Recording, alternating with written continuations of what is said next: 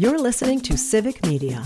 You can tune into any of our live shows on any radio station across the state with the Civic Media app. Find us in your phone's app store and listen anytime, anywhere.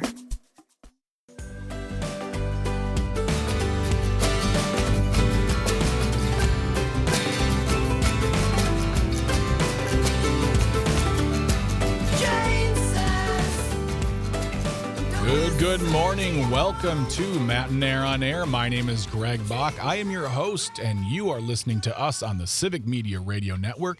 You can always call or get in touch with us. The phone number is the same no matter what. It's 855-752-4842, 855-75-CIVIC. You can also leave a comment on the live stream.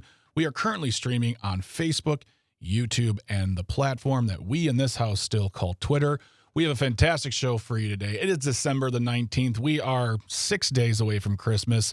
I hope you have at least an idea of what you are going to be buying in mind before all the stores become pure insanity. We're going to be talking later on in the show after the 9:30 news with Jim Santel. He's the host of Amicus, a law review, which is on Civic Media every Saturday from 9 a.m. to 11 a.m. I very much suggest you listen. It's kind of like a handy-dandy 2-hour trip to law school every single weekend. And we'll be talking about a lot of things, specifically the result of the verdict, I should say, of the Hannah Dugan case, who is a Milwaukee County Circuit Court judge who was arrested earlier this year for obstruction.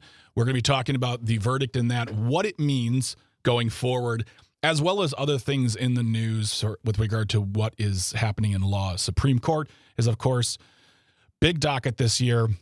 And we have the third time, I think, the try and fail to try to indict Letitia James. So we want to discuss that as well. But you can always, as I said, be part of that conversation by calling or texting 855-752-4842, 855-75-CIVIC. Leave a comment on that live stream. But first, we turn to the subject of refugees. And I want to read something for you really quick here. It says, since 1975, the U.S. has taken in over 3 million refugees, and that's according to the UN. And according to New York Times reporting in 2024, about 100,000 refugees settled in the U.S. This year, that number will be closer to zero, largely due to Trump's administration's hard shift in policies. In his first term, Mr. Trump has set a new low of admitting refugees with just 11,000. Before 2025, this was the lowest number of refugees allowed in the country. And to talk about the current state of refugees in our state, we're inviting Gail Cornelius onto the show today. Gail is the regional director of World Refugee here in Wisconsin. And according to the website, World Refugee is a global Christian humanitarian organization in the United States. World Relief. It's Friday. I've had coffee. I can see Gail right now saying, "You're saying it all wrong. You're saying it all wrong." World Relief. My apologies. World Relief is a global Christian Are you listening, WNBA? That's award-winning right there. World Relief is a global Christian humanitarian organization that focuses on helping refugees and other immigrants in vulnerable situations to help rebuild their lives in a new country. Gail is our guest. It's World Relief. Thank you for being here. How are you doing this morning besides my whiffing many times? Hi, Greg. Thanks so much for having me. Quite the introduction. I Yep, I am. It would have been a lot better had I got the words right, but there's always Monday's show, so we'll try there. But welcome to the show. Good morning. How are you today? I am good. Thank you so much. Counting down the days till the holidays as well, and happy to be joining you this Yeah, we morning. really appreciate that. We really appreciate your time. And I just want to start really quick because I feel personally that when we talk about the topic of individuals from other countries coming here, there is the word nuance doesn't begin to explain that discussion point. But I want you to start simple for me because Sure. I just showed you I can't read. So can you define to me what is a refugee? What deems a person a refugee? What I guess they say the qualifications? Absolutely. So, a refugee is an internationally recognized legal status for someone that has had to flee their home due to fear or actual persecution related to their could be ethnicity, social group, political beliefs, any number of things. So their lives are in danger, very simply, and they had to flee. Refugees don't leave their homes by choice. Just like any of us, we wouldn't. we wouldn't want to pick up everything that we know, everything that we have made our lives out of, and move somewhere where we have no idea, no family, no support system. So the plight of a refugee is a really difficult one, and I'm sure we'll get into this a bit more.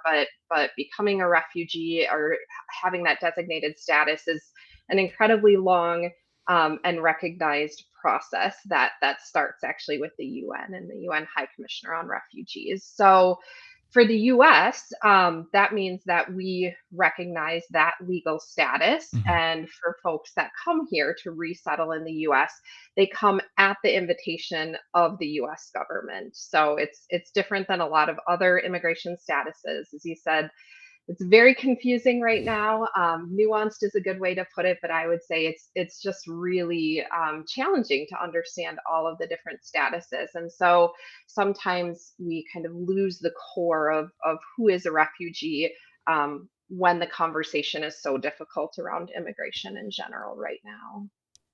And in a normal pattern where we're not looking at, as they literally said in news stories, doors being slammed shut, far less being admitted. When we're talking about the regular numbers of refugees who are admitted into the United States, where does World Relief come into that? How do you step in and be part of that process? We actually partner with the US government on that process. So we work in partnership with the federal government on the US refugee admission program, which means that the government tells us who we're working with, who we're receiving in our communities, and how we're supporting them. So we work under that program to be the first folks of welcome for refugees when they arrive in the US. So we literally meet them at the airport, we get them set up in their new communities. And for us, we work in several communities across the state of Wisconsin and actually around the country as well.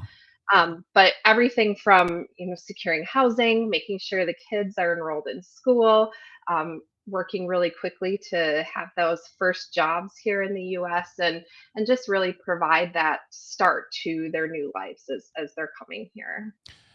And when they come to the country and I guess the question, because really when it comes to the state of refugees coming here, Wisconsin has a big, not a big role, but there's a big part of now this kind of uneasy history, which is the last refugees allowed into this country were placed in Eau Claire up north. And I'm wondering, I guess from a kind of almost a curious standpoint, why Eau Claire? Is that a place where that is designated, or is it just is what's the process in deciding where they are placed in Wisconsin? Sure.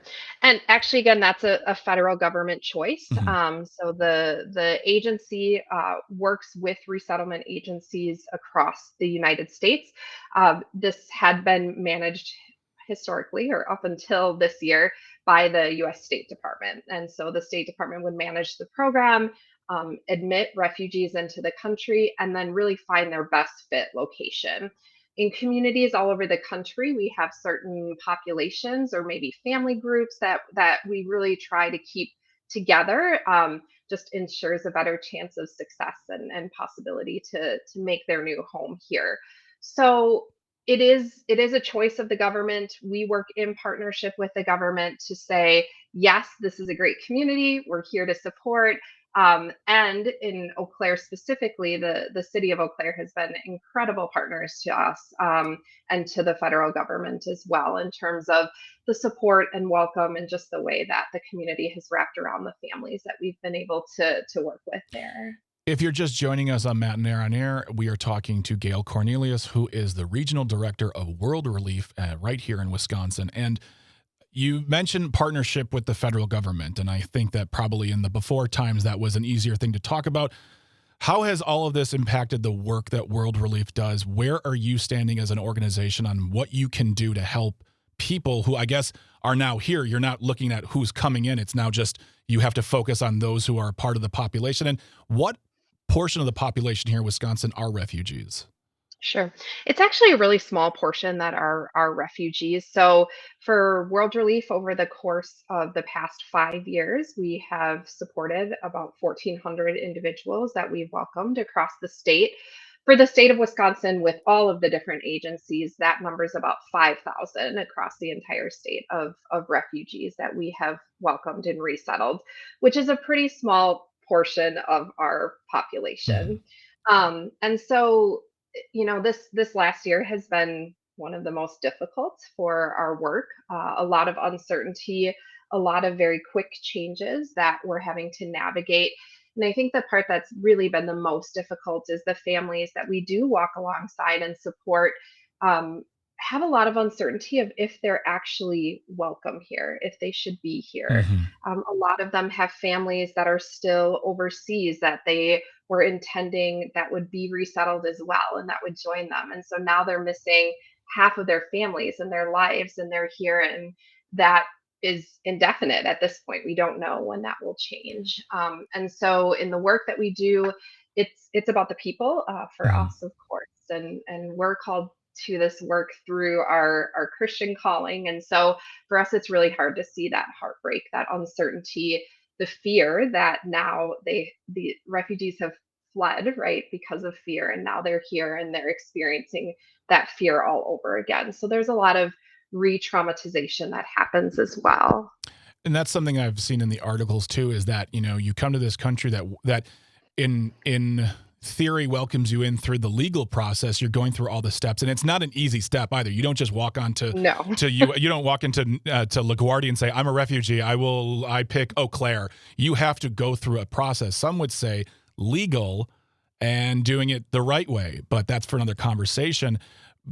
But it's not all sunshine and roses when you're in a country that is telling you and many people who don't even look like you, who live here, saying you are not of this country, you don't belong here, you're not welcome.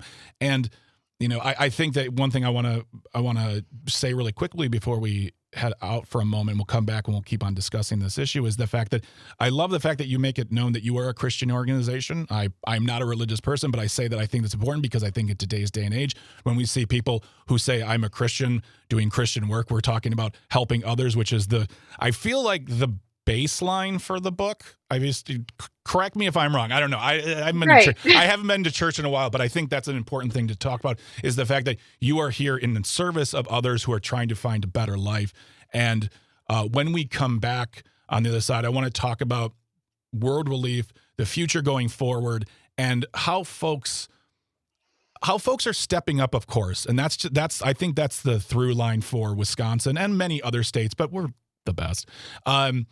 But it's not just about stepping up, but also what we expect from our leaders. But I want to talk more about that with you when we return. And we're going to take a quick momentary walk away. We're going to grab some snacks. We're going to grab some water, because you got to stay hydrated, folks. Stay hydrated. It's dry outside. Stay hydrated. But we are talking to Gail Cornelius from World Relief. Got it right this time. She is the regional director. We're discussing refugees in Wisconsin, in America, in the face of a Trump administration, and how we move forward to help those who want to have a better life here in this country. Don't go anywhere. You are listening to Matt and Nair on Air on the Civic Media Radio Network. If you want to call or text, 855-752-4842, 855-75-CIVIC. Be part of the conversation. Love to hear from you. And after the 9:30 news, Jim Santel. So don't go anywhere. We've got lots of great show. You are listening to Matt and Nair on Air on the Civic Media Radio Network. Stay tuned. Stay close. You're listening to Civic Media. Stay up to date on the latest news and information for your local community and Wisconsin by signing up for our free email newsletter. Visit civicmedia.us/email to get started. Good morning. Welcome back to Matt and Nair on Air. My name is Greg Bach, and I'm your host here on the Civic Media Radio Network. If you want to call or text, you can always do that by using the same number. It's 855-752-4842, 855-75-CIVIC. You can also use the free Civic Media app to call or text or leave us a voice note. And guess what? You don't even have to like me to do it. You can say whatever you want. It's fine. Attention's what I crave. But you can also leave a comment on the live stream. We are on Facebook, YouTube, and the platform we still call Twitter.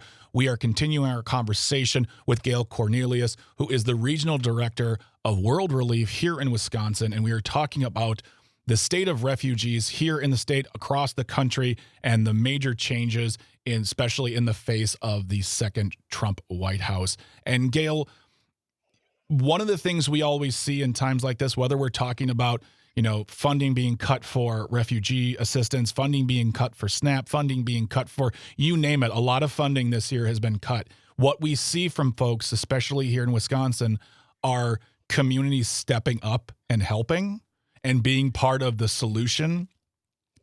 And what are you seeing from the various communities here in Wisconsin to help with what is being lost by the funding being cut? How do you see people helping out where, you need it?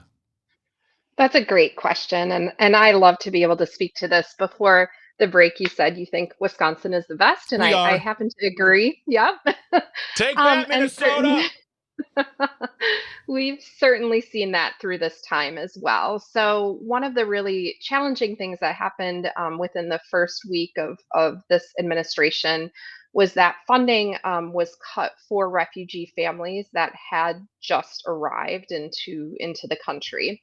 And so, what that meant is there is a small amount of funding that comes from the federal government that goes to support direct expenses for these families as they're arriving and starting their new lives here. Because that funding was lost, that meant significant challenges for us as an organization, but more importantly for those families who had been promised these particular resources when they arrived. And what we saw from our communities is individuals that stepped up. They donated, they gave rides, they found housing. We saw foundations, local foundations that helped to fill in the gap. We saw communities, literal cities that helped to fill in the gap. So it has been really, really hard, but also just really beautiful to see the ways that folks have stepped in to wrap around these families and say, no, you are welcome here. We Mhm. want you to have this good start to your lives here, and we want that as our new neighbors here in the cities and communities where we work. I think that that's a through line, an important thing to highlight, because we've been talking about this since the 2024 election, when so many of those folks in Springfield were just maligned. The community itself, the whole community was maligned for welcoming in refugees for a long time. And we don't even talk, and like we don't have enough time to even talk about the economic impact those refugees have on Wisconsin and the United States. I mean, that in and of itself is a great conversation to have. But one thing I want to bring up, and I am okay with you saying nothing at this point, because this is just me being a little snarky, is that the conversation seems to be revolving around about coming here the right way, the legal way, doing things by the right steps. And what we see is the changing of the goalposts on a regular basis. And the work that you are trying to do is simply bringing people here, welcoming into communities, getting them stable, and getting them away from a life that, to be a refugee, you come from bad backgrounds. Like let me rephrase that. It is a living condition that is not good. You don't come to America as a refugee and say, I just wanted to change. So these folks are putting everything on the line, going through the process, filling out all the paperwork, doing the interviews. And yet when we change the goalposts, it makes it hard to define the right thing. But that's what these folks are doing. They're doing it the right way. That's right. And oftentimes refugees aren't even choosing to say come to the United States. They've had to flee. Mm-hmm. They have to go somewhere else to make their homes. And so it's our government that's selecting these folks to say, of the 123 million people that are displaced in our world right now, we will accept, prior to this year it was somewhere around 100,000 of Mm-hmm. those, so such a small portion. And these folks are coming from really, really difficult situations where often they've had backgrounds of torture, or they've had a lot of death, or just like I said, fear and violence in their situations. And so yeah, it's hard, and they're vetted. The waiting process to become a refugee is very long. We have families that we received last year that had been waiting for 30 years. Oh my goodness. Oh my For goodness. yes, Gosh. exactly. So, they're living in refugee camps often overseas, until they're chosen. And through that time, they go through the vetting process multiple times over and over again. Mhm. And like I said previously, they come at the invitation of our government of us. So we really see it as our role to be those hands and feet of Jesus that welcome them here. Well, and I want to say that too. On top of this, it's wonderful to see the folks step up and help communities, local municipalities, but it shouldn't always be up to us to foot the bill all the time. We need investment in government and leaders who will actually help as well to be a total partnership. So when we look at who we elect and who we vote for, we need to make sure we see people who think that having refugees are an asset to this country, therefore funding programs and funding grant systems that allow you at World Relief to do your job. So we're all in this together. That's what it's all about. We're all in this together, and it starts with our leaders, and we are a part of that conversation. But Gail Cornelius, thank you so much for being part of the show today. She is the regional director of World Relief here in Wisconsin. I'll put all your information in the show notes so people can get in touch, get aware, and be part of the process if they'd like to. Thank you so much. Have a wonderful weekend, Gail, and have a great holiday. Thank you. You too. Thank you for having me. All right. After the 9:30 news, Jim Santel, host of Amicus, a law review, is here to talk about, the law. Nothing going on, but there's a lot going on. Update on the Hannah Dugan case coming up next. Don't go anywhere. You listen to Matt and Air on Air. Stay close. Stay tuned. Good morning. Welcome back to Matt and Air on Air. My name is Greg Bach. I am your host, and you are listening to us on the Civic Media Radio Network. If you'd like to call or text, you can always get in touch with us. The number is the same, 855-752-4842. You can also leave a comment on the live stream. We are streaming right now on Facebook, YouTube, and the platform we still call Twitter. You can also get in touch with us through the Civic Media app. If you don't have it, it's absolutely free. That's a pun. That's for you on Friday for the weekend. You can download it. You can call us. You can text us. You can be part of our statewide text to win contest. You can also stream us through the app anywhere in the world. We get text messages from all over the place. Vienna, New Zealand, East Brunswick, New Jersey. That's an important one. I want to get that East Brunswick, New Jersey audience. But yeah, you can be part of us. You can be listening to us. Get us in your life. The Civic Media app. It's absolutely free. It's great. Just trust me. All right. This next guest, this wonderful, wonderful human being is someone you can absolutely trust. He is the host of Amicus, a law review, which is on Civic Media, 9 to 11 a.m. every Saturday. Attorney Jim Santel. He's a former U.S. attorney, practicing attorney right now. Just a wonderful human being. Very excited to have you here. Always wonderful to talk to you. And I don't know if you know this, Jim, but I will be producing your show tomorrow, so we'll be hanging out live and in person.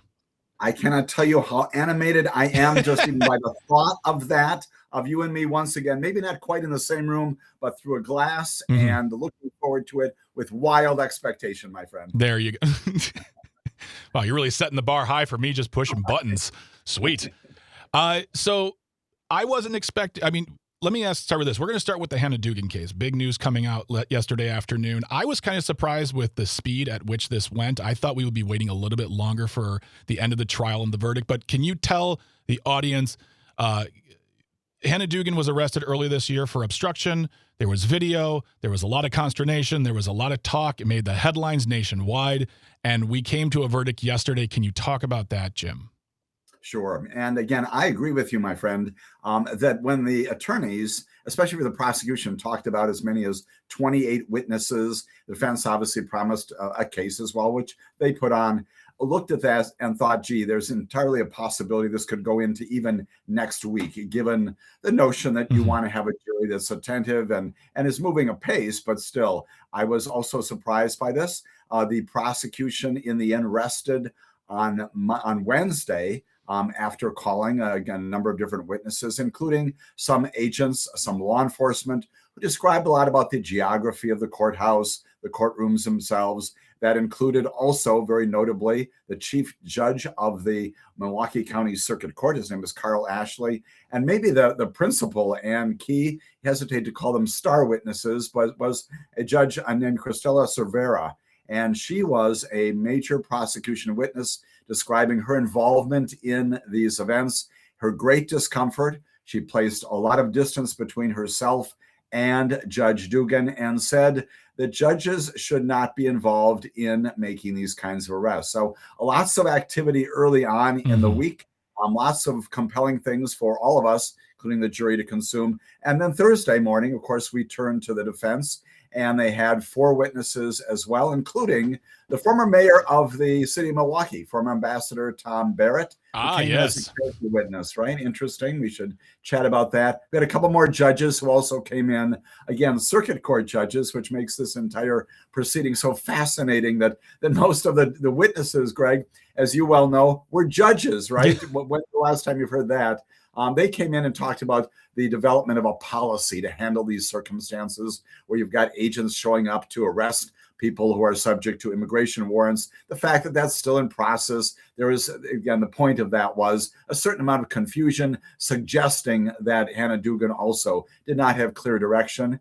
And then the case ended at noontime yesterday. The judge provided them with jury instructions. They deliberated from early afternoon until about 8:30 last night, about 6 hours or so. Returned a verdict again late last night, as you just accurately, and as Civic Media is reporting accurately, found her guilty on the principal felony count involving obstructing a proceeding. Found her not guilty on another count, which was a misdemeanor, also having to do with the same fact scenario, but charging a slightly different matter. And so this morning and last night, we acknowledge that Hannah Dugan, she is still a Wisconsin Circuit Court judge. She's been suspended. She's on administrative leave. She is a convicted felon as of this morning, based upon what the jury has done. We need to talk about that, Greg. I think all of us need to think about what that means and how we put that into place here. And then we should also talk about, of course, what happens next.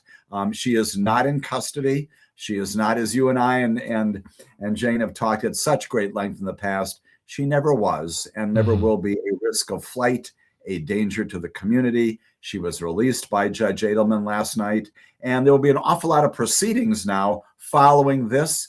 No immediate sentencing here. Probably, my prediction, for reasons we can chat about, I can fill in all these details here procedurally, which I think are interesting. Probably she'll be sentenced sometime, maybe even in the summer of this year, and then an appeal will necessarily follow.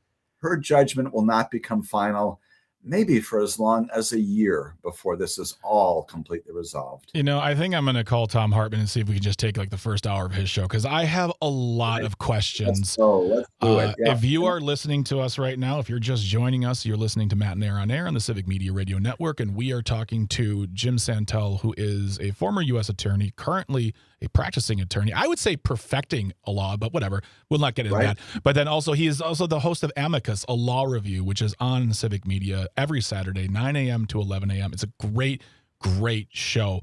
Very informative, very digestible for those who don't get wonky in the world of law, but I suggest you listen to it. Catch up with it on civicmedia.us/shows. But I just think it's a great show. I adore it. But let me get to let me break this down a little bit, because I feel like, and again, I am not what experts call smart.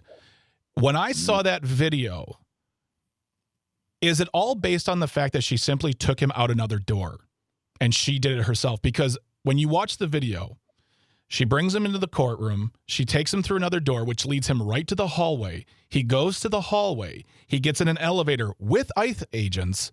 They go downstairs. He's arrested on the steps. And I guess for me, I was never able to contemplate why what she did was such a horrific crime worthy of 2 counts. And now she's facing conviction. She has been convicted on one of those counts. And it feels like there was, like, when you want to talk about mountains out of molehills, I didn't understand why this was such a severe crime that had to be pursued so swiftly, honestly, when you think about it. I mean, between April to now, I don't understand. What did I miss? What don't I see that makes this so, like, such a terrible thing she may have done? I think there are 2 things that are packed into that wonderful observation, which, of course, you are bright, my friend, and I think you picked up on something that does open up a very good conversation. I'll do the prosecution side of this. I'm not advocating. I'm not a lawyer for the prosecution anymore, but I'll tell you what their theory was. And then we'll talk about the larger issue, which goes to your last point, which should this case have been charged at all? And maybe asking what's really going on here, right? With respect to alternative remedies in all kinds of situations. Let's earmark the notion of prosecutorial discretion and the choices that prosecutors have. Let's do the first one first. It was a part of the trial here that they described, again, the geography. Lots of you, we saw the videos, we saw the doors. We heard about representations about going downstairs, moving in different areas. The notion that this particular hallway was not a part of the public domain in this area.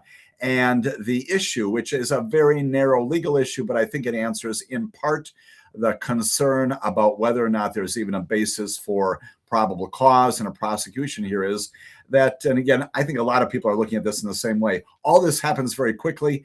The defendant is still arrested. That is, the defendant appearing in front of her very quickly.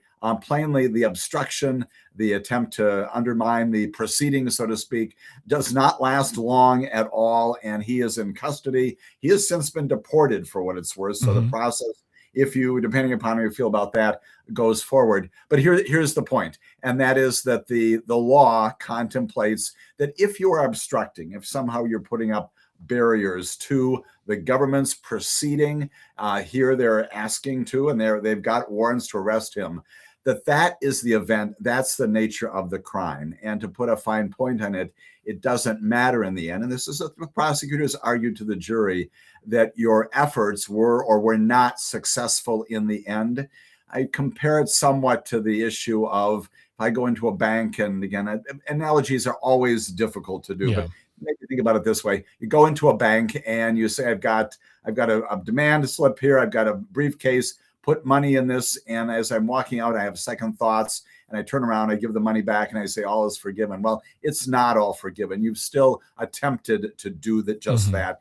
Not a perfect analogy, but the law contemplates that you do not have to basically consummate the ultimate result of what you intended. Doesn't have to happen. It's your conduct itself that partakes of obstruction. And that's what the government argued. That's what the jury had to deliberate on in part. Again, even though that's what the law is, that's what the judge instructed them on. Juries have great latitude, as we saw in some of their questions and some of their notes to the judge last night, to determine things along the way. That's one piece, I think, that you're articulating here. And that is the wonky, that's the legal explanation for it. Does go to the larger issue, however, and I think your very good point is, should this case have been prosecuted at all? And that's why I think the debate should be, we had a situation here where, okay, we have these agents who are appearing now fairly routinely. What are the circumstances where that should happen? There's a protocol that's not completely done. That was also a part of this trial. Again, lack of direction, lack of clarity on what you do. That was a part of the defense position. I will tell you that when I first heard about this event, here's my proposal. And again, I'm not the U.S. attorney. I don't mean to second guess. I don't have all the information before the grand jury. But here's what you do. You call up and say, hey, listen, federal agents have a right to make an arrest. We know that. We need to make certain that it's done in a way that people are safe and secure. You call up the chief judge, Carl Ashley, who testified, and you say, listen, we got a problem here. Can we sit down with you and talk about that protocol? So what happened here on April 19th does not happen again, and we can resolve the issue. Maybe we write a sternly worded letter, that sort of thing. I don't know, to your good point, that this is in the nature of a criminal prosecution that needed to be done to exact some sort of deterrent impact, given the circumstances. Many, many other things need to be prosecuted. From the start, my own disinclination about all this was other remedies that prosecutors have to enforce the law, to ensure that laws are enforced. Greg, you've said this repeatedly. Nobody's proposing that we not permit agents to do what they've got to do. Present circumstances, situations, that's what we got to focus on. Was this the right thing to do from the start? That's the question. And that's what I want to take into the next segment. When we come back, we're going to grab some snacks, we're going to grab some water because it's dry out there. Stay hydrated, folks. I want to talk about kind of, the process and the process in the face of an agency who doesn't care about rules and or processes. But we are talking to Jim Santel. He is I almost said the owner. You are the owner. You are the host of Amicus, a law review, every Saturday, 9 a.m. to 11 a.m. Don't go anywhere. We're going to come back, keep this conversation going. Cindy, I see you on the phone line. Don't go anywhere. We'll take your call next. You're listening to Matt and Air on Air on the Civic Media Radio Network. Stay tuned. Stay close. You're listening to Civic Media. Find the latest news, information, and archives of all your favorite shows on the Civic Media website, civicmedia.us. Good morning. Welcome back to Matt and Air on Air. My name is Greg Bach. I am your host. You are listening to us on the Civic Media Radio Network. You can always get in touch with us. The number is the same, whether you call or text. It's 855-752-4842, 855-75-CIVIC. You can also leave a comment on the live stream. We are currently streaming on Facebook, YouTube, and the platform that we in this house still call Twitter. Lots of shows still ahead. Jim's going to be here for a while today because we got a lot going on, lots to talk about. But after the 10:30 news break, we're going to be talking about what are you watching over the Christmas break? If you have some days off, are you knocking out Hallmark movies? Are you going to rewatch a Marvel movie? Are you going to go see a movie that I don't think should deserve $2 billion at the box office? That really made Calvin mad when I said that, by the way. We'll get into that later. And we're also celebrating not the 25th, not the 30th, but the 28th anniversary of a movie that certainly did not sink. You do the math at 10:35, talking about that during Audio Sorbet. And of course, this shouldn't be a thing rounding the show off. Today, it is the Finger Looking Good Worldwide Edition. Don't go anywhere. Stay close. Got lots to talk about. But we are talking to Jim about the Hannah Dugan case that was decided yesterday after many hours of deliberation. If you don't remember, Judge Hannah Dugan was arrested early this year on charges of obstruction for what was believed to be helping out someone who ICE had an interest in detaining. But we're going to talk more about that in a moment. I want to get to Cindy's call. Cindy from Appleton's on the line. She's been very patient. Cindy, how are you doing? What's going on, my friend? Morning, Cindy. Cindy, are you there? Oh. All right, Cindy, if you want to call back, we'll get in touch with us. I think that might be having a connection problem there, but call back, Cindy, if you'd like to ask a question or make a comment. Love to hear from you. Always love to hear from you. So you spoke before, Jim, about the fact that after this whole process after the arrest went down, which made headline news, and before James Comey, before Letitia James, right, who we are going to talk about in a little bit, this was a high-profile arrest because this is a judge believed to be standing in the way of ICE doing their job. This is when ICE was very much in the headlines. It wasn't new, but this new version of ICE was in the headlines, and there was a lot of debate back and forth. But as you mentioned, after it happened, there were conversations to be had about, all right, how do we do this properly about ICE agents coming in, executing warrants, correct warrants too, might I add. And that's all well and good. Who doesn't love a strongly worded letter better than me? I love process. I love rules. I am a perpetual rule follower. But the problem is that there's an agencies, I should say, that are headed up by a president, if the Supreme Court gives him his way, who say otherwise. We don't care about your processes. We don't care about your letters. We don't care about your rules. We want the people we want, and we're going to take it. How do the courts or people who adhere to processes or the law, how do they make those changes in the face of what seems to be chaos? And again, a second area for discussion that is spot on in terms of what the public discourse should be all about. You're absolutely right, Greg. This happened in April. Not that ICE wasn't out there, they plainly were, but all these other events have happened even since that time. Chicago, Portland, all sorts of other going on throughout the country. And I think in the end, almost it seems to be in this situation, a pardon by prosecutor, by grand jury about whether to prosecute. And that's the extent to which the President as Attorney General decided to not write the strongly worded letter, not to engage in trying to do something, admittedly, not go well, but trying to get to a result that's good for everybody in the end.